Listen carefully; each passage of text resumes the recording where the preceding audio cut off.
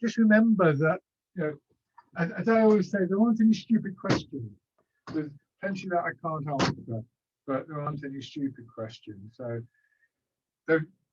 don't be shy of asking a question that may seem to be fairly obvious, and it may even be that I've sort of given you the answer already, but this isn't a test. It's not an examination, and sometimes we can hear something and it means nothing until such time as we ask the question. Often asking the question focuses your attention, so that's something to consider. Anyway, rubbing your hands together and then tapping over your face.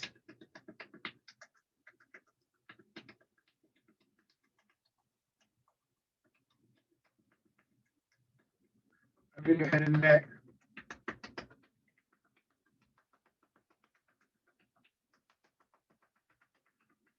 Down to one shoulder. Your arm.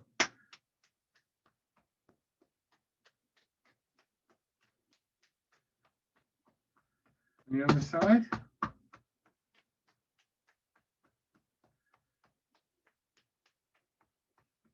And the upper part of your chest.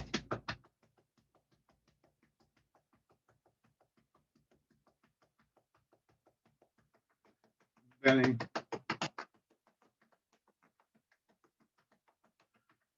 And finally your legs.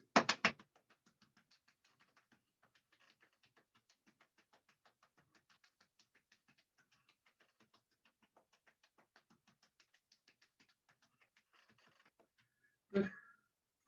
Just sitting back, your weight dropping back into the chair.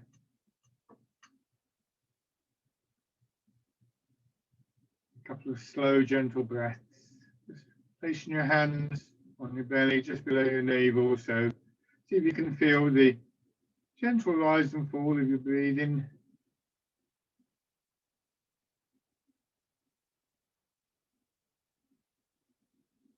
So the air is drawn down into your lungs. The lungs can expand into the space that expansion in your belly offers.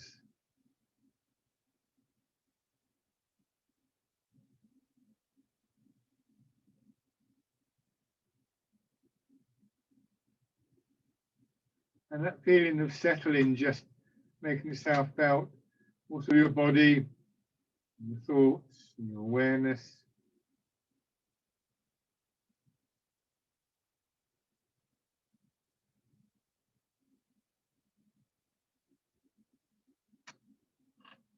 And then into the upright position.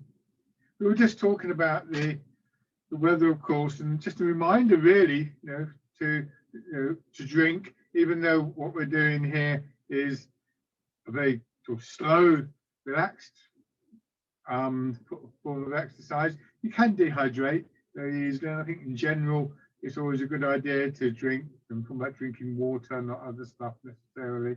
And just overall, as the weather gets warmer, remember we do need to take in more liquids. Remember also that as we get older, the aging process is often defined as one of drying out.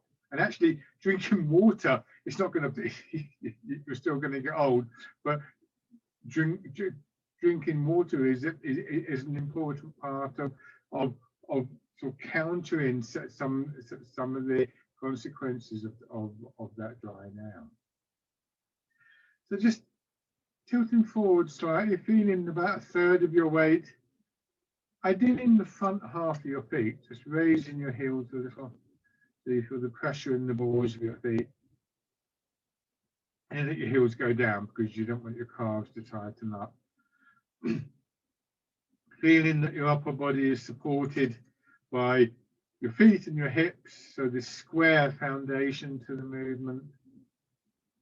And by this column-like feeling going up through the middle of your body, a denser quality deeper in the body, that the outer regions of the body, soft tissue and things like the rib cage and your arms and so on, can all just sort of release a little bit, because they will retain the support of that inner core.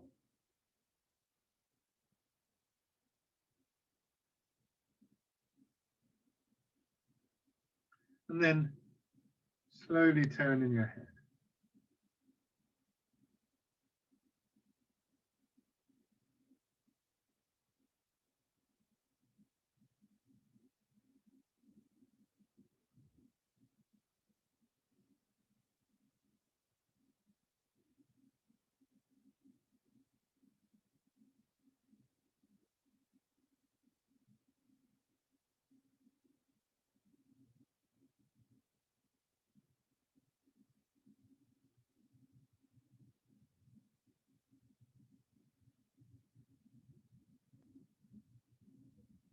And then your shoulders.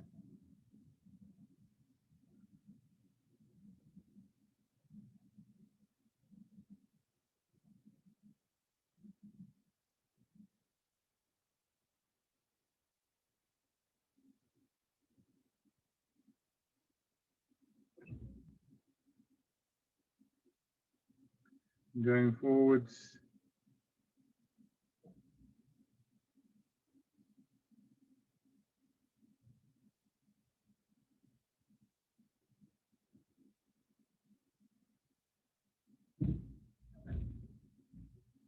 And then hands out to your sides.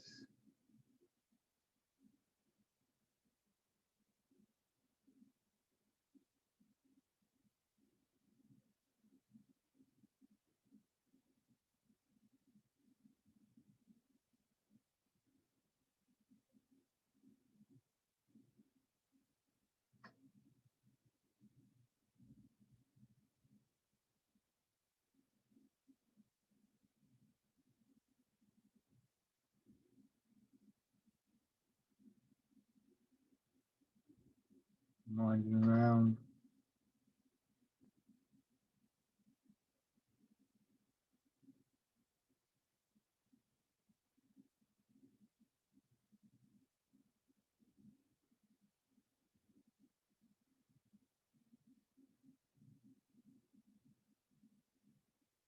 The other way. As you go through these opening movements, just recognize any areas of stiffness or tightness. Those are the ones that you want to just, one way or another, encourage a feeling of movement in as we go through the different patterns.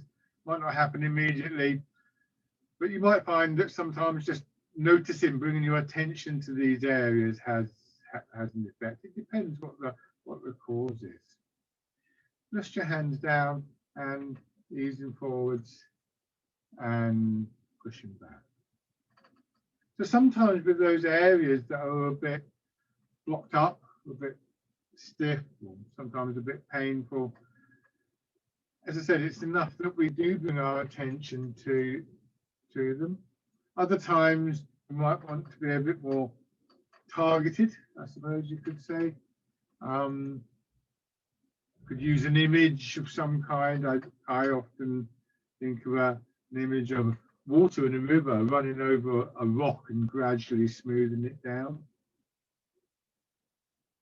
Or again, it might be a bit more considered than that. It might be sort of like something technical about how we're moving or how we're sitting or standing or something like that. One way or another, we find a way to try and reintroduce to that area this sense of flow. So an idea of the, if you like, the energy flowing through your body.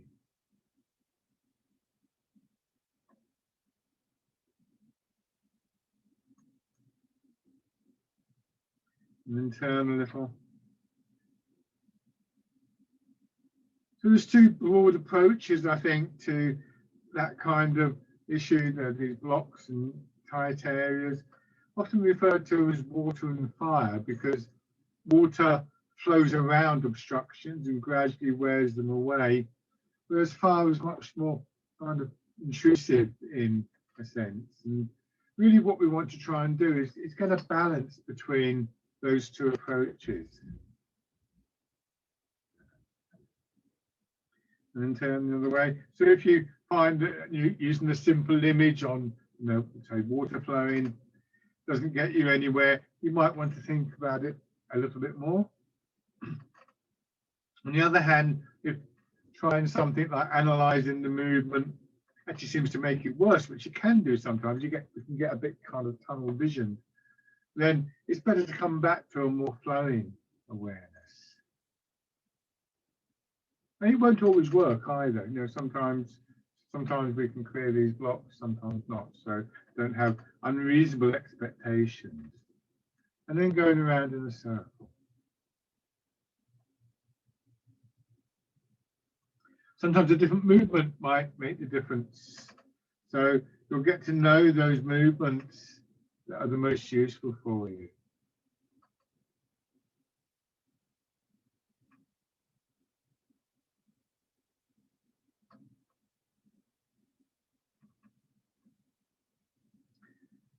Another way. So your mind, your awareness is an active partner in that whole process.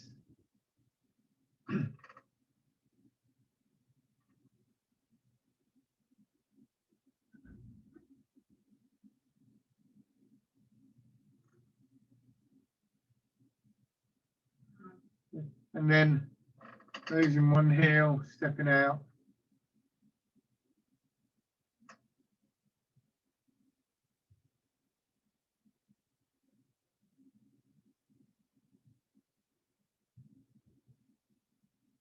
And then on the other side.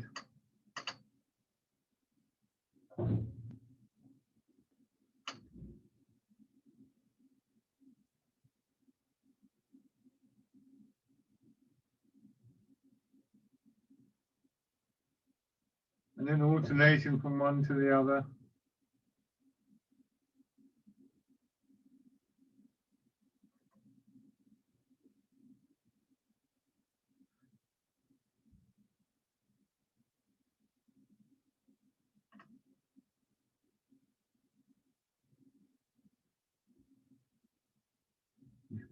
Two things about that sort of idea of self-healing, or using these practices for those purposes.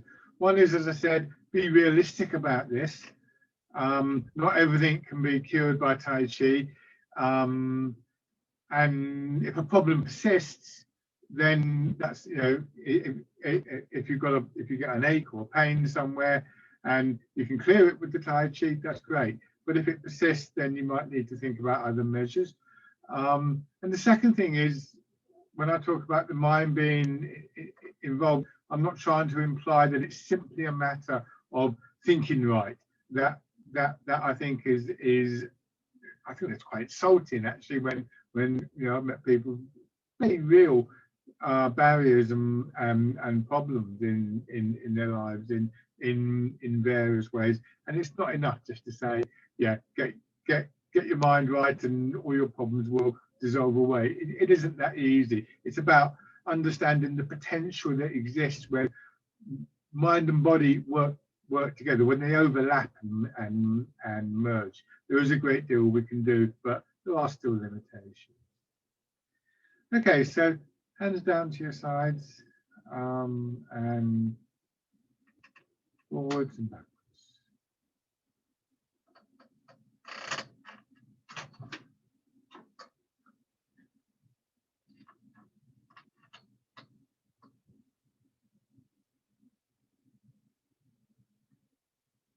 So principal drivers of this movement, one is of course the transfer of your weight,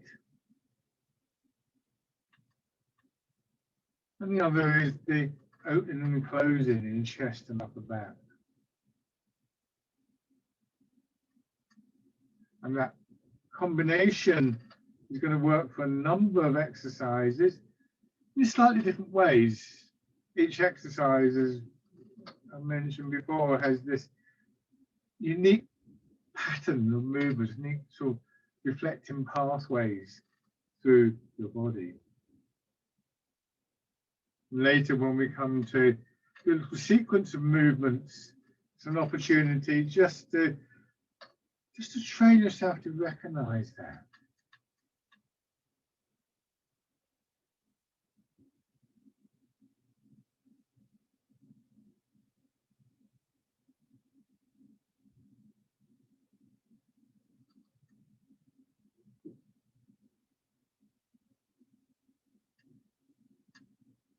and then switch into fisherman castanet.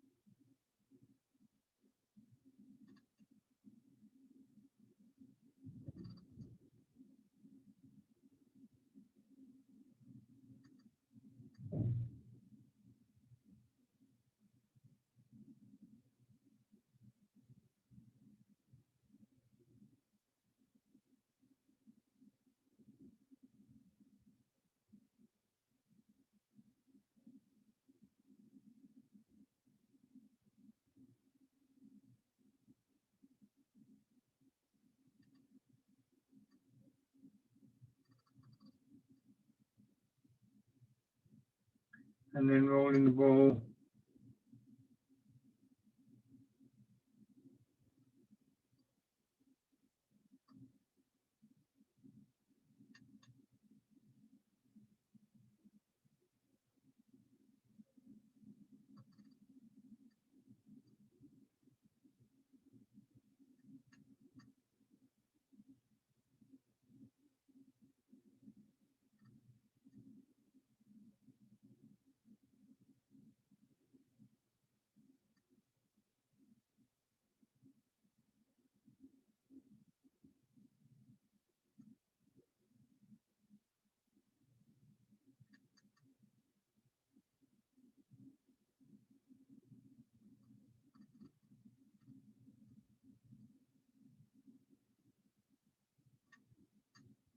and then going back.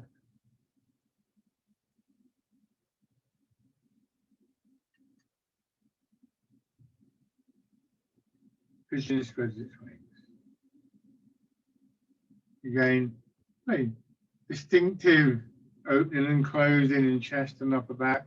More obvious in the front of the body, but as your hands come around in front, it's like there's this sort of broadening quality across your shoulders, between the shoulder blades.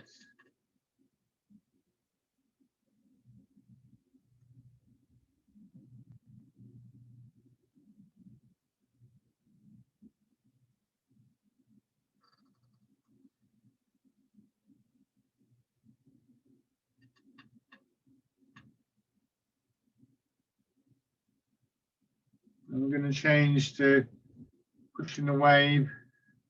Still the elbows coming out slightly, so more subtle, but part of the strength of the movement very much coming from that opening and closing in the upper part of your body. The weight's still moving. Sit back at this point and then coming forwards.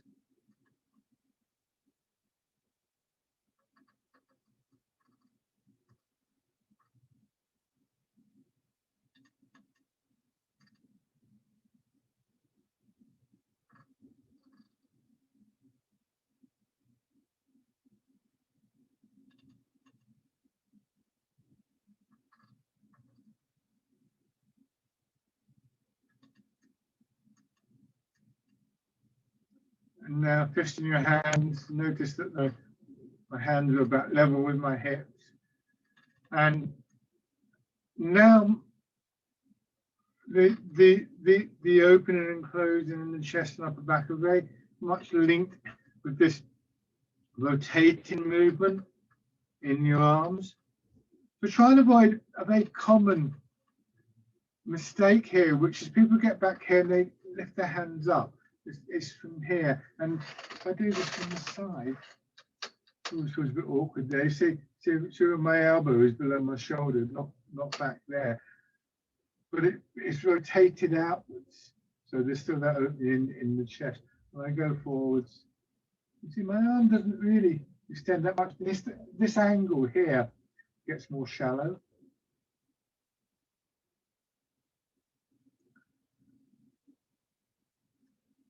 So these are very subtle movements. And now just going back to pigeon spreads its wings. So feeling the change from one movement to another. Some of it will be physical, some of it will be in your mind in terms of the image of the movement and the way you experience and understand the movement.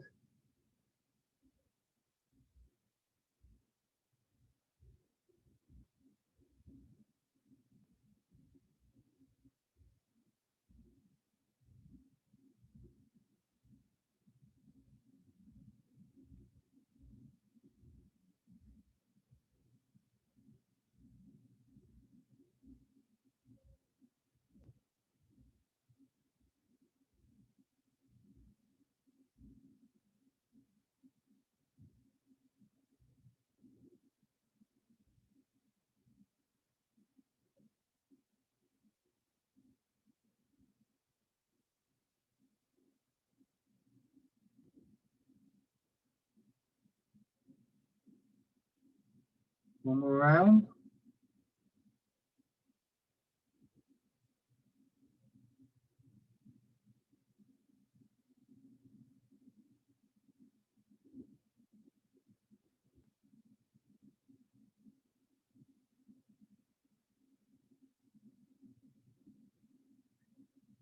And then you open your fingers and rotate out a little bit further. Once again, winding around.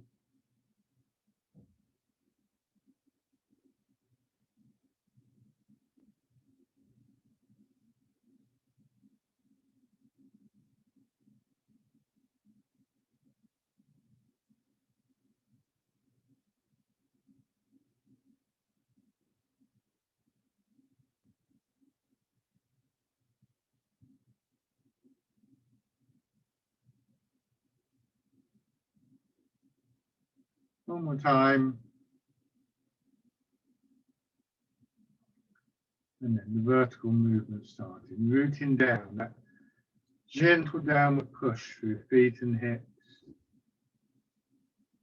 Creating an upward counter movement that moves your arms. At the same time as your upper body expands, you're remaining very much in contact with the ground.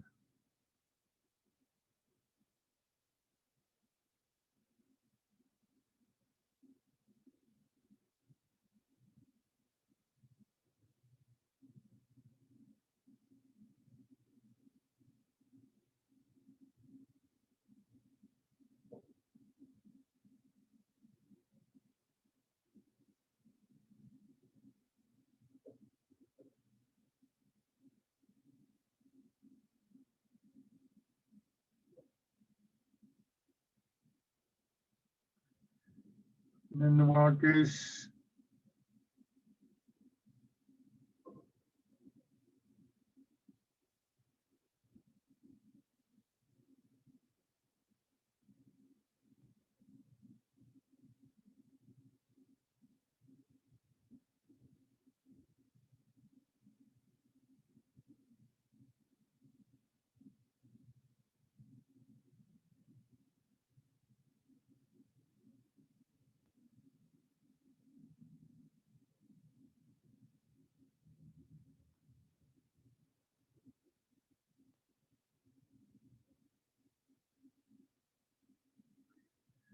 And parting the clouds.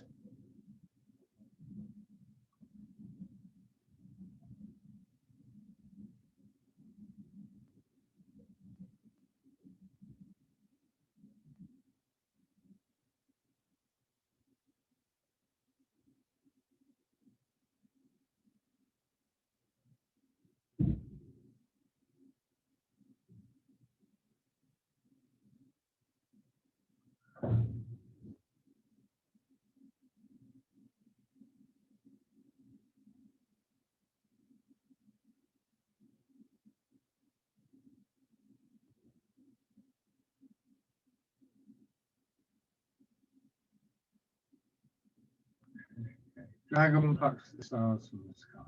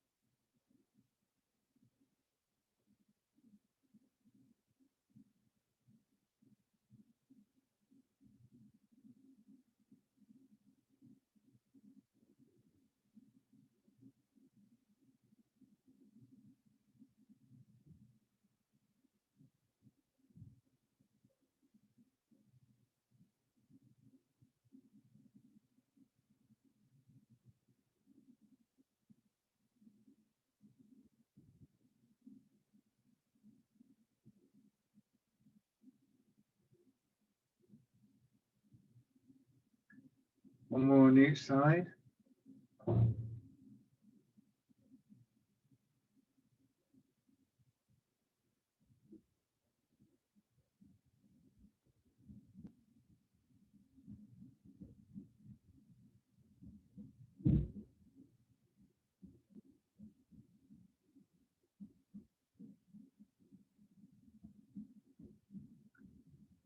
And then changing.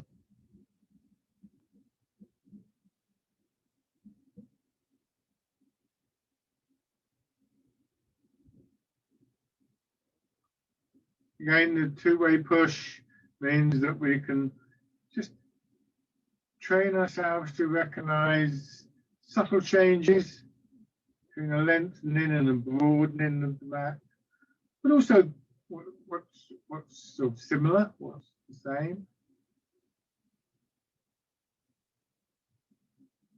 And the more we can train ourselves to become sensitive to these subtleties, the more we'll be able to make use of these movements for clearing those areas that feel a bit blocked or whatever.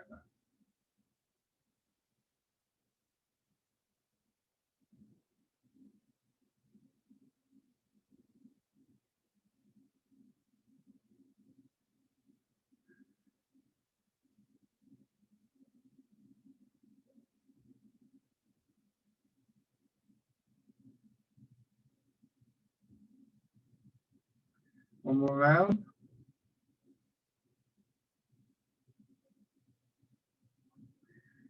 And then we carry on, but adding in the turning movements. So it becomes not 2 directions, but 4 directions, the extra 2 provided simply by that gentle turn in our hips.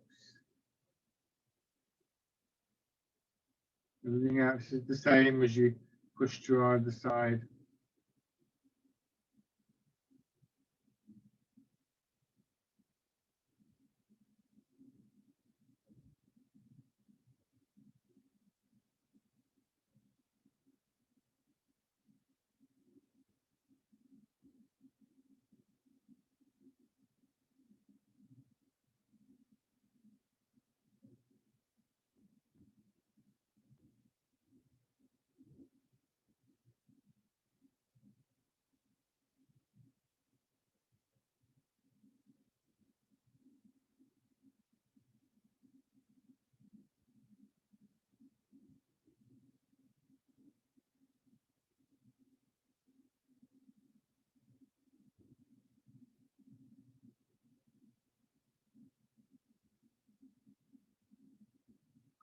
And then scooping the sea and looking at the sky.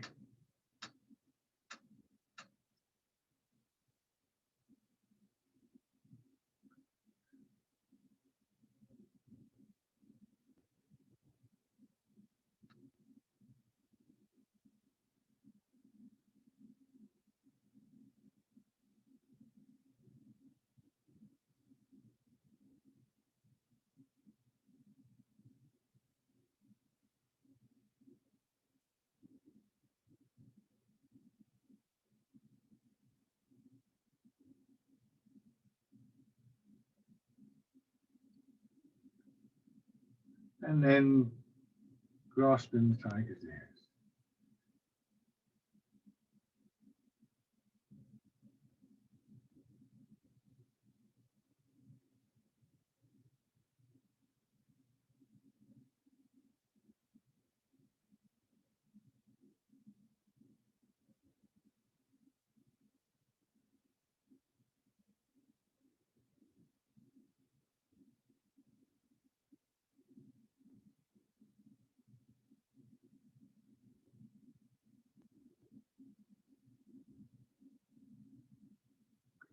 Switch the opposite side. Same set of movements. First of all, scooping the sea and looking at the sky.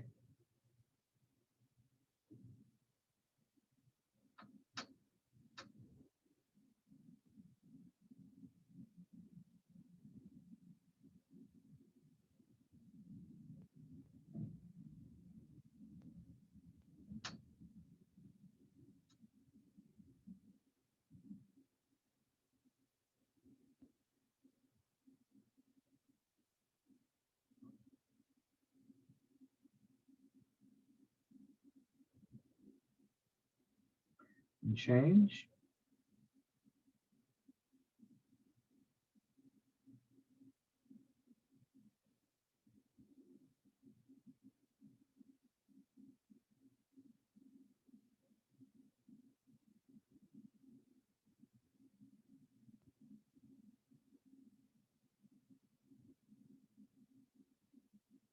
One more.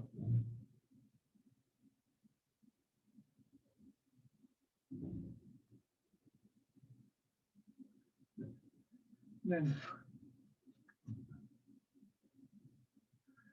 hands on your shoulders again, and start by just rolling forwards. You're facing forwards. This time, as you bring your elbows over, just turn to one side and you just slip into this alternating movement.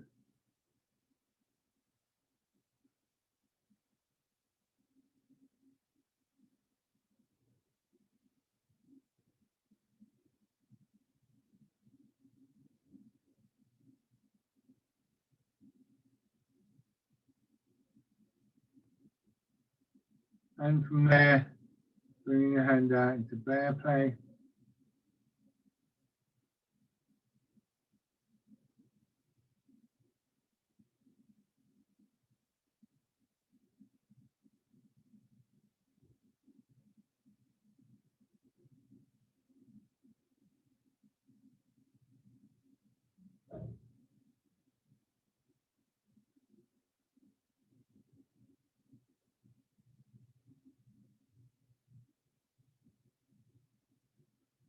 Nice smooth movement in your back. Do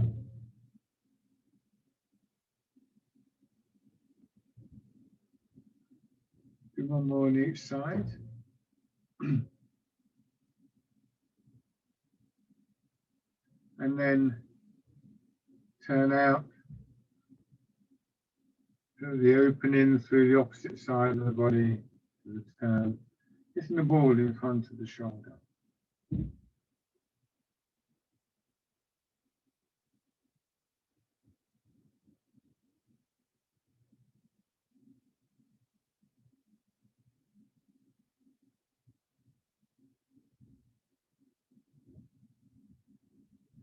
Hand goes forwards, as though you're just trying to poke your fingers into soft mud. And again, a common error is to do this, to raise the hand, but it's really a push up from the ground. It's really this movement up like that, as though you're literally hitting the ball up, except the ball's coming in from over there, so you turn while you do it. So it's not this coming to there. You see, the elbow's dropping down, but the arm's quite long.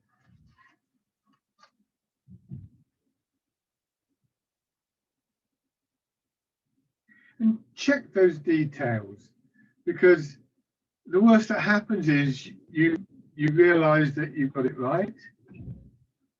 And even if there's no adjustment to make to how you're doing the movement, you still sort of reconnected mind and body in the process of doing that. With some movements, with some corrections, that's really the main purpose, and not necessarily on this occasion. Sometimes we find things to correct just so that we can go through the process of correction.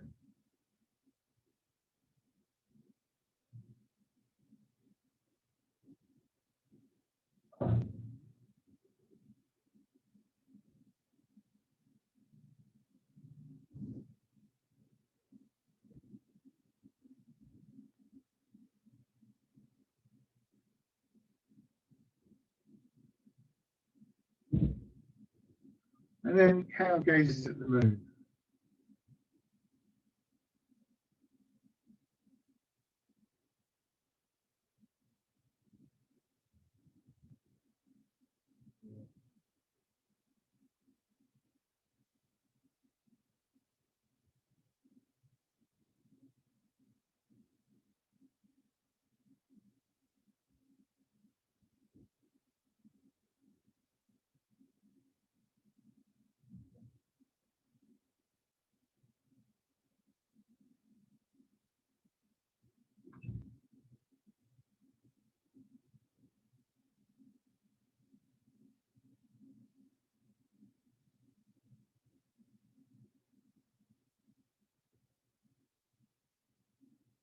Turning your hands in to hold the ball.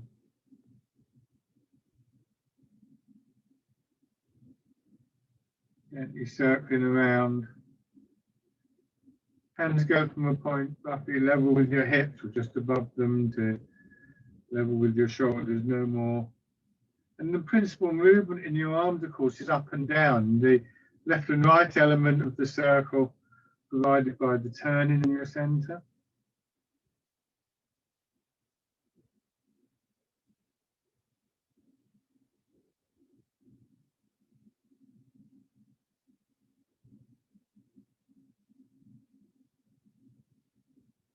Change direction.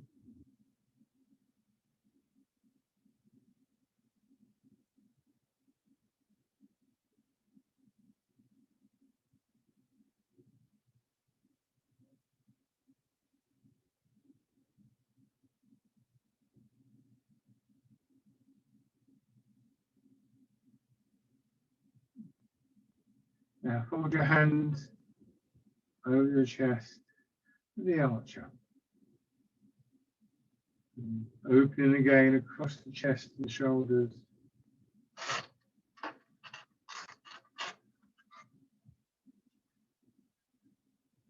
So notice that here my elbow's still hanging down, it hasn't gone straight out.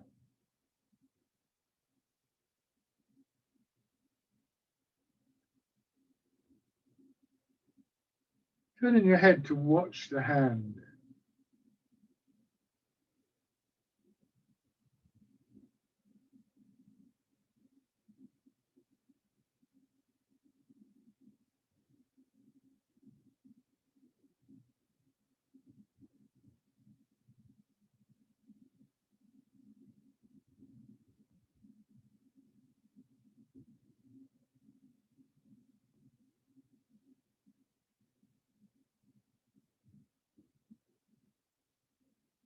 One more on each side.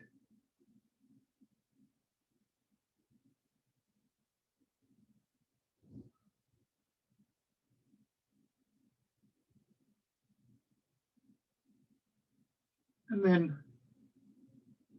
come back and rest for a few moments. Once again, looking for that support from the lower part of your body and the chair, but also from this middle section, this inner section of your upper body.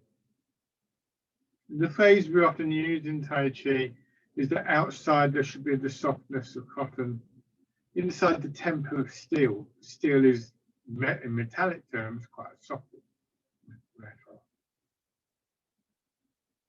So the effect I describe sometimes is a bit like if you get an inflated balloon, you start to push your finger in from one side, and the first few millimeters will feel quite easy probably, but as you go in deeper, it feels like there's more and more resistance, and yet that resistance never feels like a brick wall. It's never hard. There's always some kind of suppleness there. And in the same way, if somebody came up to you and sort of pushed in, the experience the same kind of change. So that denser feeling within your body is an important source of the inner strength, an important source of the strength that holds you upright.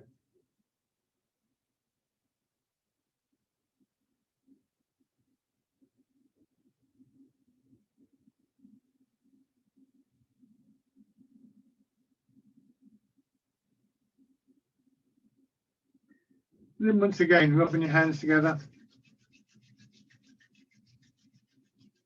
and tapping over your face.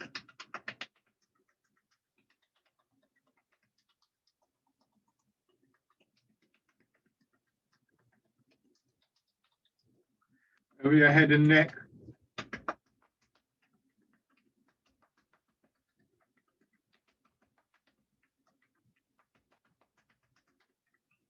Down to one shoulder and your arm.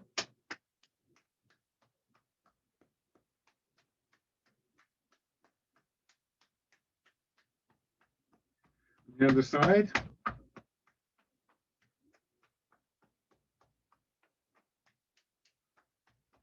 Upper part of your chest.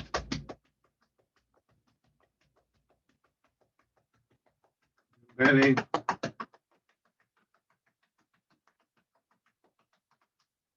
And your legs.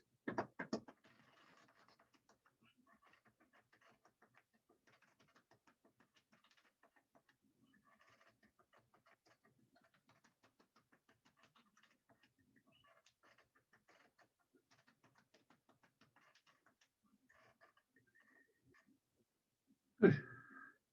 Okay, and then stand.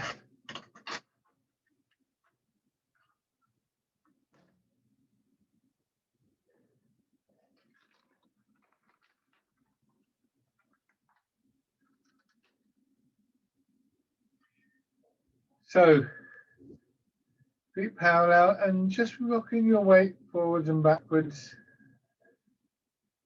And one way of envisioning that denser quality within the body could be through the skeleton. Because obviously, the skeleton is going to be a part of all of that.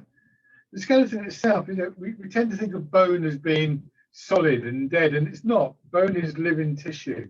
The blood vessels go through the bones.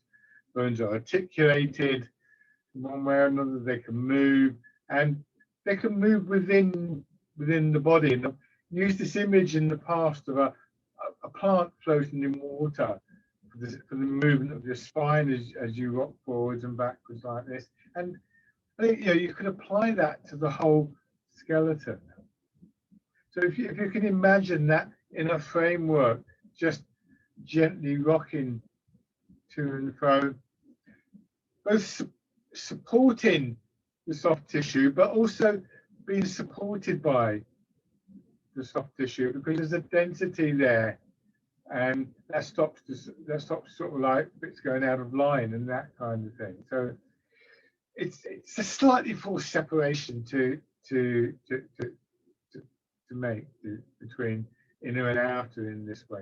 It's on a continuum. But skeleton is partially supported, like the plant in water, and yes, at the same time, it also supports the exterior.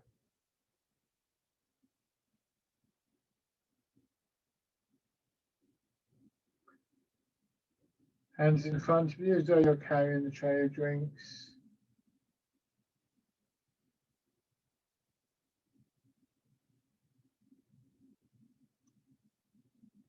As you go forwards, the arm just extending out a little bit.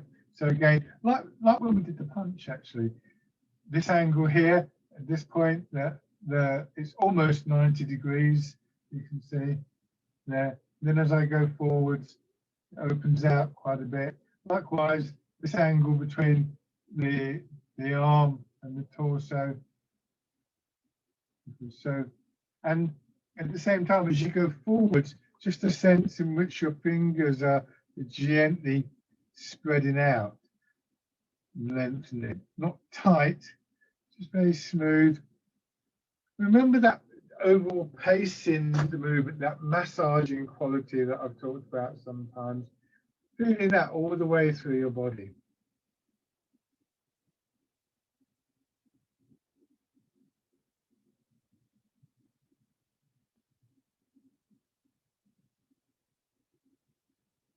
And then bringing your hands in, sinking back and pushing up.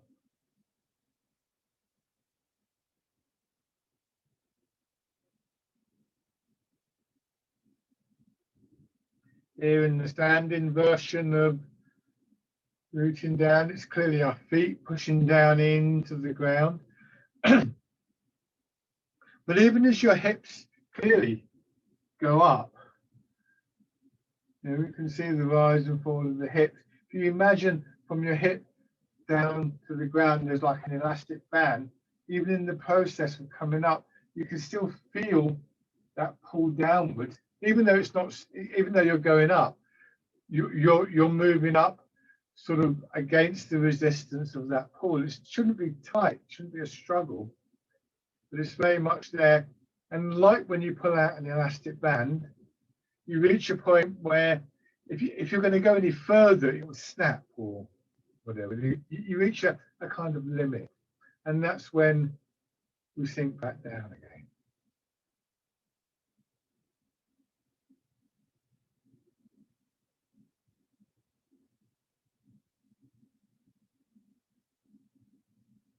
Now, wild goose.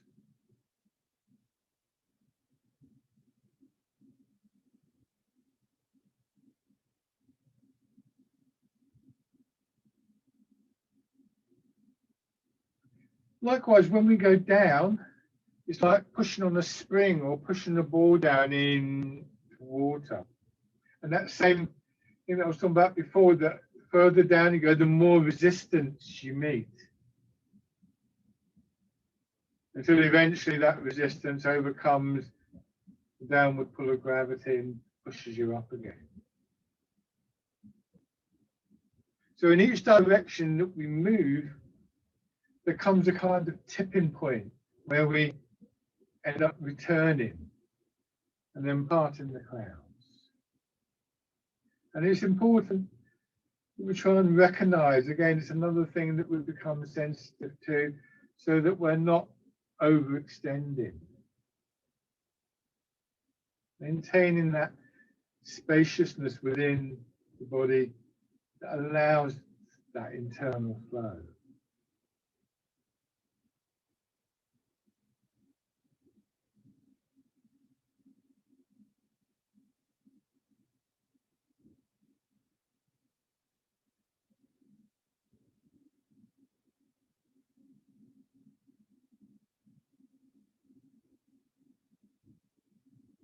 One more time.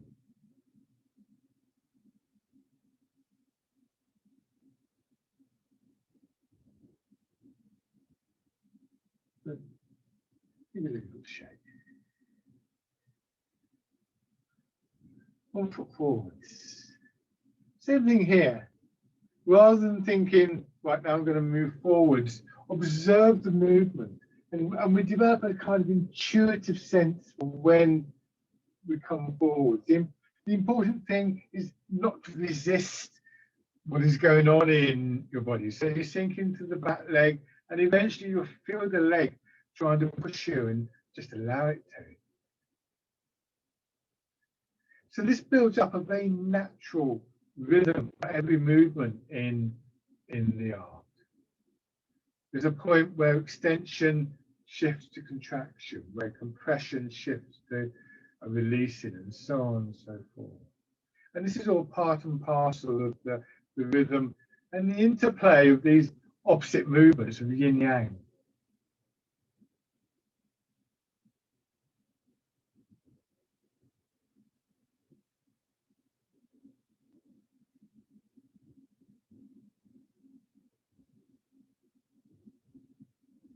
Raising your toes and your heel.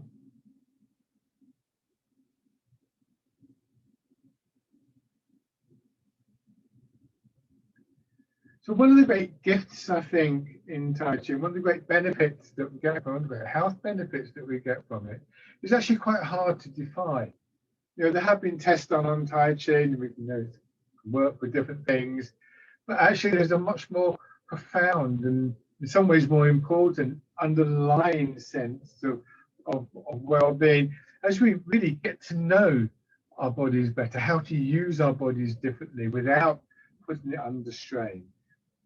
Use it in such a way that encourages this internal movement, and so on and so forth. And then just stepping in.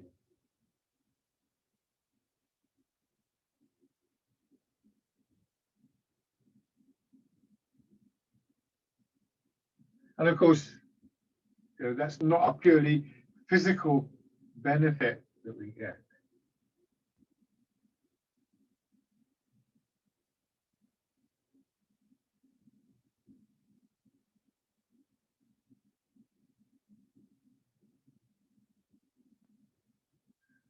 Okay, and then on the other side. It can be quite difficult to answer the question, what are the benefits of Tai Chi?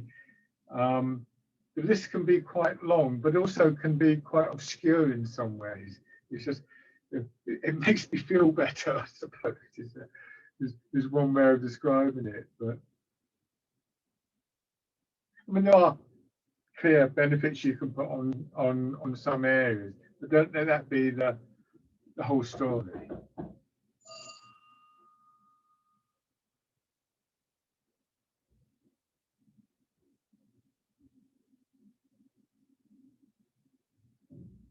then raising your toes and your heel.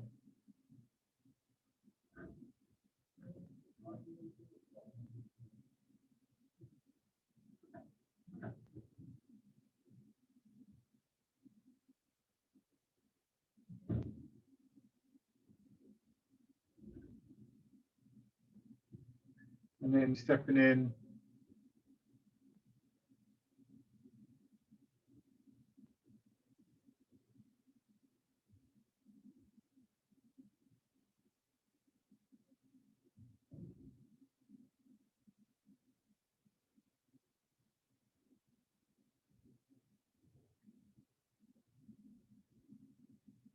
And take a few steps.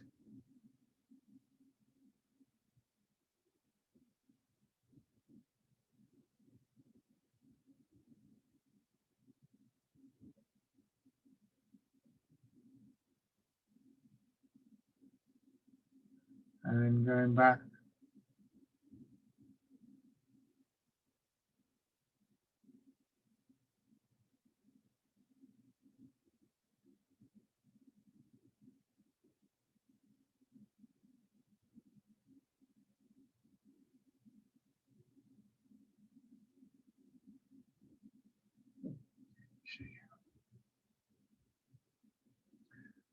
Good, yeah. Fisherman casting net.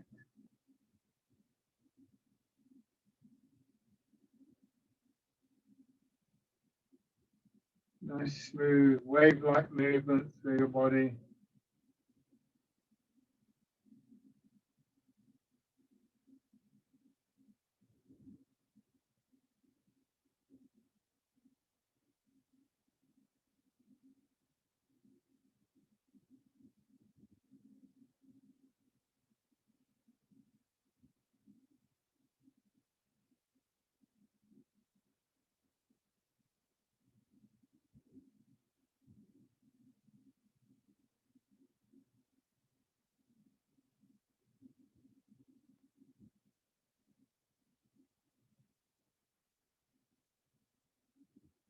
And if it's comfortable for you as you do this, just add in this little following step.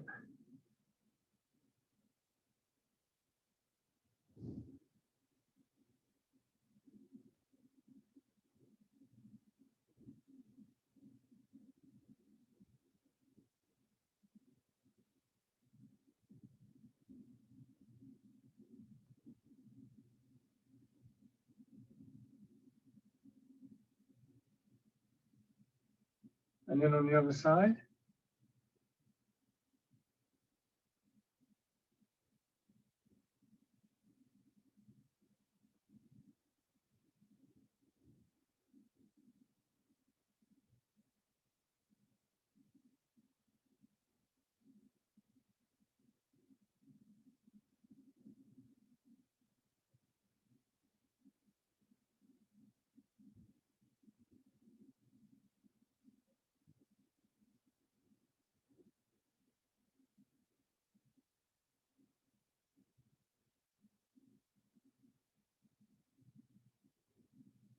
Swim past the net.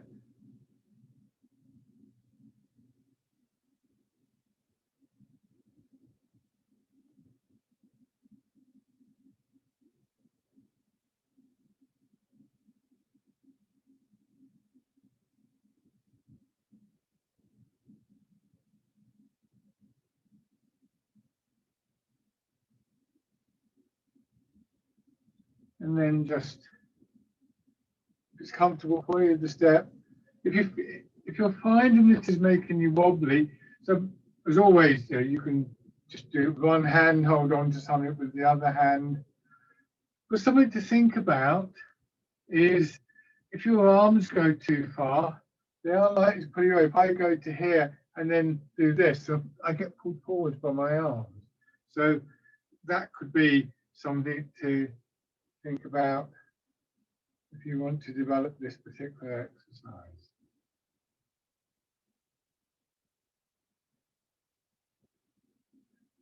And then bring your feet down.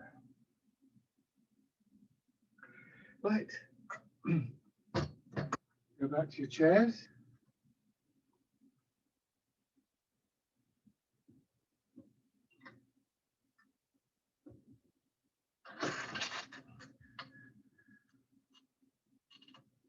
So just sitting for a few moments. Your weight a little bit forwards. That long feeling through the middle of your body. So a nice upright, open stance, but not strained, not struggling to be in position.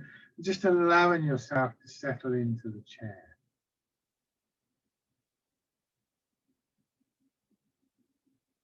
And then embrace tiger, return to mountain.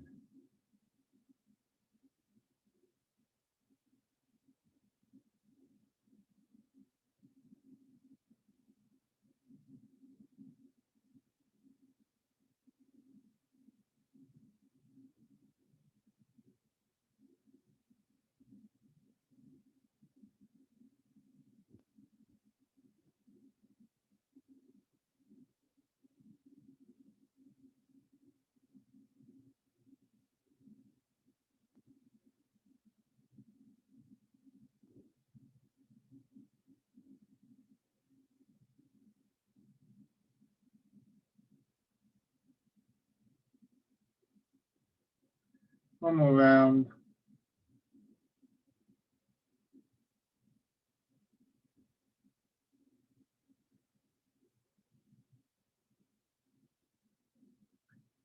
And rest.